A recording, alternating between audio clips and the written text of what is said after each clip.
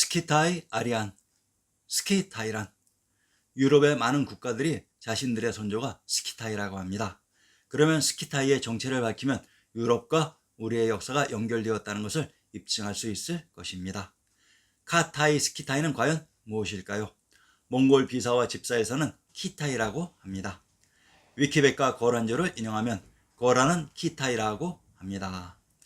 카타이 키타이 하면 아련히 떠오르는 스키타이 아리안이라는 신화적인 고대사의 주인공이 생각날 것입니다. 스키타이라고 하지 않고 키타이 혹은 카타이라고 한 데에는 어떤 언어적 비밀이 있을 것입니다. 우리는 키타이의 주인공 거란을 요나라라고도 합니다. 그러면 요를 우리의 지리지인 신증동국 여지신함에서 먼저 찾아봅시다. 평안도 덕천의 권명을 요원 덕주라고 합니다. 평안도 용원의 권명을 요원이라고 합니다. 평안도 덕천과 용원의 권명이 거란의 실체인 요라고 합니다. 우선 요의 바른 의미를 살펴보고 역사 속으로 들어가 봅시다. 여지는 소인, 아랄린 왕부가 있었던 역사 속 압록강 주변 사람들을 의미하는 라오인이라는 말이었습니다. 언어 간섭상 왕부의 성 마고 대성인 관중의 알땅 알, 랄의 아랄은 발음하기가 힘들어서 라오 혹은 랴오가 되니 이 발음을 한자로 고정해서 요가 되고 그 요의 동쪽은 요동이 되고 서쪽은 요소가 되는 것입니다. 이 알랄 땅 주변 지역을 만주라고 불러왔던 것으로 만주가 무슨 뜻일까요? 우선 만자의 뜻을 살펴봅시다. 기본적인 뜻이 가득 차다는 의미인데 그릇에 가득 차서 흘러넘쳐 퍼지다는 뜻입니다. 이 요동지역에 아무하인 아모르 압록과 히르하인 히다의 백옥과 금강에 천주가 있는 산인 파미르인 천산에서 흘러넘쳐 나와 퍼져나가는 모습이 지역의 이름 만주로 고착되어서 전해오게 된 것입니다. 이 알랄 땅인 요가 바로 황제의 성이 있었던 관중의 한양 장안으로 이곳에 흐른 강이 한강이며 압록강이고 이 강이 요하, 위수, 브리수, 박수였던 것으로 이 강이 흐른 곳이 스키타이의 요양이며 만주였던 것입니다. 몽골 집사와 비사. 먼저 집사와 몽골 비사에서 징기스칸이 키타이 즉 동방견문록에서는 카타이의 수도를 공략하는 과정을 살펴봅시다. 칭기스칸이 본대를 이끌고 키타드를 후퇴시켜 카라키타드와 주르체드와 주인의 용맹한 군대를 제압하여 차부치알에 이르도록 썩은 나무가 쌓이듯 죽였다. 제베가 차부치알의 관문을 취하고 고개를 빼앗고 넘어 징기스칸이 히라텍투들에 수경했다. 키타이의 수도 송도를 공략하고 성마다 도시마다 군대를 보내 공격하게 했다. 위에 몽골 비사에서 나오는 지명 중에 칭기스칸이 키타이를 공격하며 등장하는 지명 거용관과 용호대가 등장하는 문장을 인용하겠습니다. 조선의 동문선 17권에 나오는 설장수의 고추가문이라는 시로 조선의 개국공신으로 날리던 사람입니다. 거용관 및 예전 창평고을, 용호대 앞에 옛날 황제의 서울, 한밤중 서늘한 바람이 가죽 장막에 불고 한 잔 맑은 이슬이 금경에서 나왔구나. 삼천 무사들의 호위도 장애쓸 시고 16 천마도 성미에 다 맞았네. 말레밖에 와서 행락하던 곳 슬퍼하노니 빈성엔 연기만 자우 풀교차 시들었구나. 조선의 개국으로 고려의 수도가 황폐화되어 있는 것을 보고 그 감흥을 읊었습니다. 그 송도에 가장 유명했던 두 지명을 읊고 있는데 묘하게도 고용관과 용호대입니다. 징기스칸이 키타이의 송도를 공략하기 바로 전에 거친 지명이 고용관과 용호대였습니다.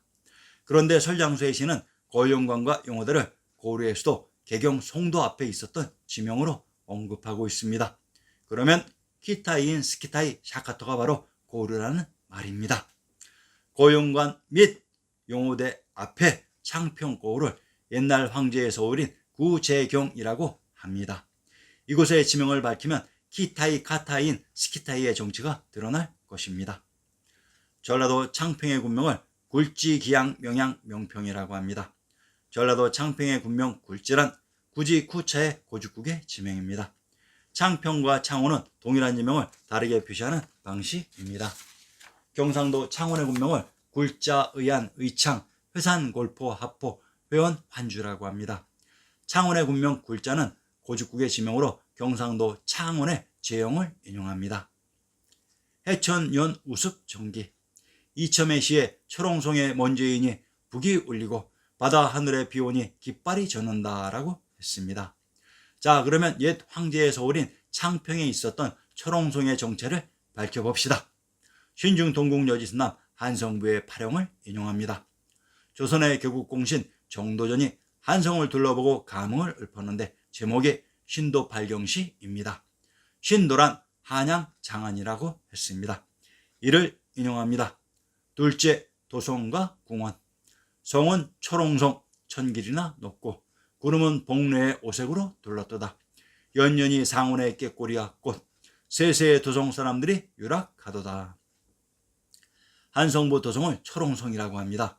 초롱성이 금성이고 무성이며 양성이고 제왕의 성, 국내성이라고 했습니다.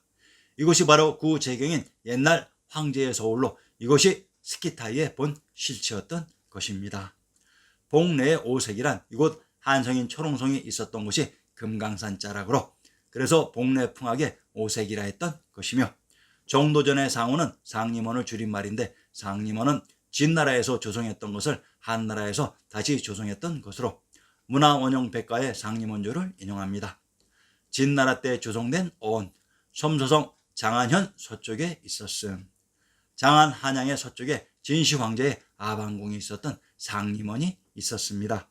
이곳 한양 장안의 한성 국내성이 스키타이, 키타이, 카타이의 본 실체였던 것입니다. 스키타이란, 자, 그러면 스키타이의 용어를 정리해 봅시다.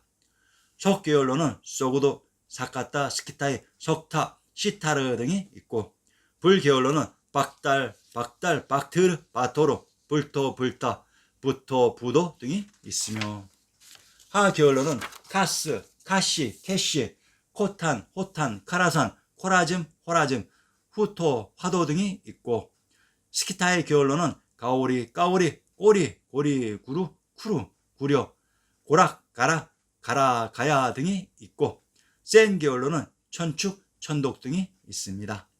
이 첸, 센, 친, 신이야말로 스키타이 원불교의 한님과 한님에 대한 깨달음을 말합니다. 우리의 지명 황해도 해주는 박주, 박달, 아사달, 박당, 피양, 하주이고 화주입니다. 박당은 불당이고 불토이고 부초이고 부다이고 부도이고 천부도입니다. 이 모든 이름들은 어디서 연유한 것일까요? 바로 박달에서 연유한 것입니다. 박달, 그 말만 들어도 가슴이 설레이는 단어입니다. 박달은 비로자나 부처님이 성취하신 그 무엇입니다. 이 박달을 성취하신 분이 박달님입니다. 그리고 이 박달님이 주석하고 계셨던 곳이 박달이었습니다. 박달 부도는 천부가 되었고 그 천부가 있었던 중원 지역이 중화가 되고 중앙아시아가 되는 것입니다.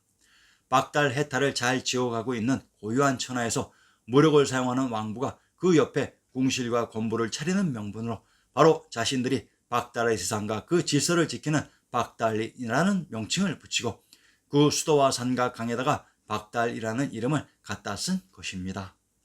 박달은 샥달, 스키타이, 키타이, 카타이, 까라이, 까레이, 구루, 구리, 고려이기도 합니다. 샥달은 학달, 해탈이기도 합니다. 그래서 해하, 호석, 색이 되기도 합니다. 박달은 박으로 쓰기도 합니다.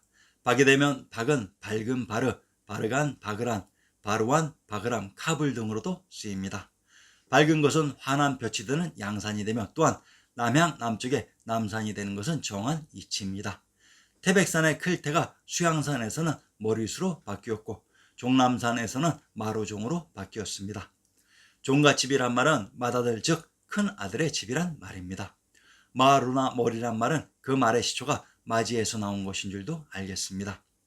종교란 바로 그러한 종갓집의 가르침으로 전 세계의 종갓집은 단 하나, 천하의 중심이었던 역사 속 경도인 서울의 비당금자의 금성이 되는 것입니다. 이곳 박달 박트를 또한 고죽국이라고 했습니다. 이곳이 바로 스키타이이면서 알땅 알터인 아리안이었습니다. 스키타이 아리안은 우리의 역사 무대 박터였습니다.